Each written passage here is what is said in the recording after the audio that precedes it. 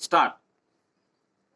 एक बहुत ही महत्वपूर्ण प्रश्न यह है कि जिन साधनों से हम इस तृतीय पंचवर्षीय योजना को चलाना चाहते हैं वे साधन जल्द ही प्राप्त किए जाने चाहिए। विराम।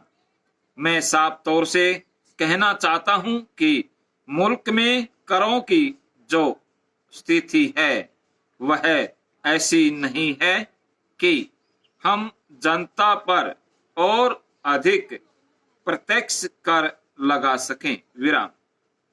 मैं यह भी जानता हूं कि तृतीय पंचवर्षीय योजना महत्वाकांक्षी नहीं है। मुल्क की परिस्थितियों और जरूरतों को देखते हुए इसको और बढ़ाया जा सकता है। विराम। दूसरी तरफ मेरा कहना है कि ऐसे हम और नए कर नहीं लगा सकते। विराम। अब यह प्रश्न किया जा सकता है कि ऐसी स्थिति में तृतीय पंचवर्षीय योजना किस तरह चलेगी। विराम।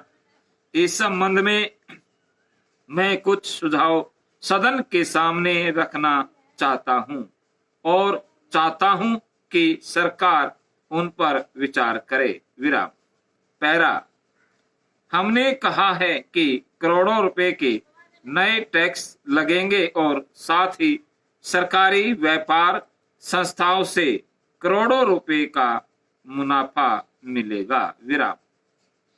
मेरा सुझाव है कि इसके साथ ही सरकार को विदेशी व्यापार को भी अपने हाथों में ले लेना चाहिए। विराम। अगर सरकार इसका राष्ट्रीयकरण कर दे तो इससे भी हम बहुत कुछ पा सकते हैं। विराम।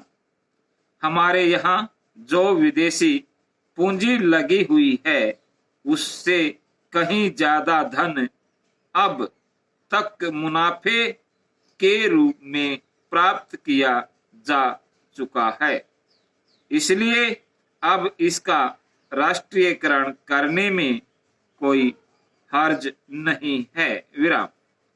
पैरा। भारत सरकार भारतीय संघ के अंतर्गत नागा प्रदेश के पृथक राज्य की स्थापना का सिद्धांत स्वीकार कर चुकी है। विराम।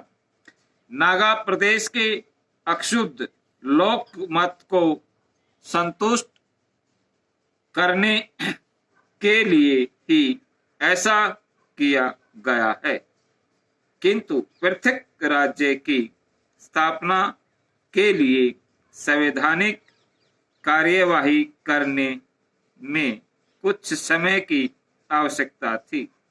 अतः राष्ट्रपति ने विशेष आदेश जारी करके नागा प्रदेश के लिए एक अंतरिम व्यवस्था लागू कर दी है। विराम। इसके अनुसार नागा प्रदेश की एक निर्वाचित परिषद होगी जिसके 45 सदस्य होंगे। एक कार्यकारी परिषद होगी जिसके सदस्यों की संख्या 5 तक हो सकती है। कार्यकारी परिषद के सदस्यों की नियुक्ति निर्वाचित परिषद की सिफारिश पर राज्यपाल द्वारा की जाएगी और परिषद का काम नागा प्रदेश के शासन कार्य में राज्यपाल की सहायता और सहयोग देना होगा। समाप्त।